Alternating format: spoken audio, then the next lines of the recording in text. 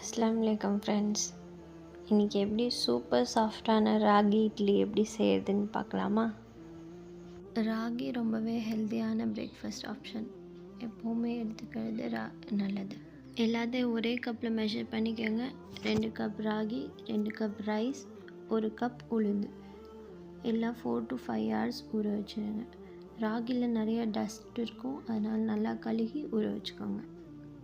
உளுந்து கூடயே 1 ஸ்பூன் வெந்தயம் போட்டு ஊற வச்சுடுங்க. 5 ஹவர்ஸ்க்கு அப்புறம் உளுந்து வெந்தயம் மட்டும் ஃபஸ்ட்டு தனியாக அரைச்சிக்கோங்க. நல்லா ஸ்மூத் பேஸ்ட்டாக அரைச்சிடுங்க. உளுந்து நல்லா அரைஞ்சதுக்கப்புறம் ராகி அரிசி ரெண்டையும் சேர்த்து அரைச்சிக்கோங்க. ராகி கொஞ்சம் அரைகிறதுக்கு டைம் ஆகும், அதனால் நல்லா அரைஞ்சிருச்சான்னு பார்த்து எடுத்துக்கோங்க. ராகி அரிசியும் அரைச்சி உளுந்து கூடயே சேர்த்து கலந்து விட்டுறணும் நல்லா. இதே மாதிரி நெக்ஸ்ட் பேட்சும் அரைச்சிக்கலாம். ஃபுல்லாக அரைச்சி மிக்ஸ் பண்ணிடலாம். லாஸ்ட்டாக ஜார் கழுவி நல்லா அலசி கொஞ்சோண்டு தண்ணியில் கழுவி ஊற்றுங்க. நிறையா தண்ணி ஊற்றிட்டிங்கன்னா அப்புறம் நம்ம மாவு தண்ணியாட்டாயிரும். எப்போவுமே தோசைக்கு தான் கொஞ்சம் தண்ணியாட்டம் இருக்கணும், இட்லிக்கு திக்காக தான் இருக்கணும். அதனால் கொஞ்சோண்டு தண்ணி வச்சு கழுவி ஊற்றிக்கோங்க. இதில் உப்பு, சோடா ரெண்டும் போட்டு நல்லா மிக்ஸ் பண்ணிடுங்க. கழுவிட்டு கையிலையும் ஒரு தடவை மிக்ஸ் பண்ணிவிட்டால் நல்லா புளிச்சு வந்துடும்.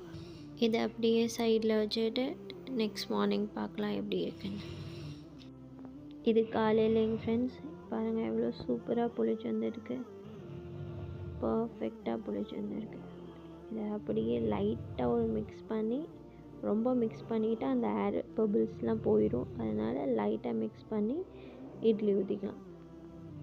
இட்லி ஊற்றி ஃபஸ்ட்டே இட்லி தட்டில் தண்ணி சூடு பண்ண வச்சுருங்க. அப்புறம் இட்லி ஊற்ற ஸ்டார்ட் பண்ணுங்க. அதுக்குள்ளே அந்த தண்ணி கொதிச்சிடணும். கொதிச்சதுக்கப்புறம் இட்லி வச்சிங்கன்னா தான் நல்லா புசு புசுன்னு சூப்பராக வரும். இனி வேக வச்சுருங்க.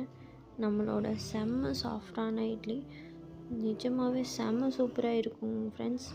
ட்ரை பண்ணிவிட்டு மறக்காமல் எனக்கு எப்படி இருந்துச்சுன்னு சொல்லுங்கள். இது கூட நடக்கலை சட்னி இஸ் பர்ஃபெக்ட் காம்பினேஷன். உங்களுக்கு அந்த வீடியோவும் வேணும்னா கமெண்ட்டில் சொல்லுங்கள். கண்டிப்பாக நெக்ஸ்ட் டைம் போடுறேன். இந்த வீடியோ யூஸ்ஃபுல்லாக இருந்துச்சுன்னா please like, share and subscribe பண்ணிடுங்க. அண்ட் தேங்க்ஸ் ஃபார் வாட்சிங். See you in next video. Bye.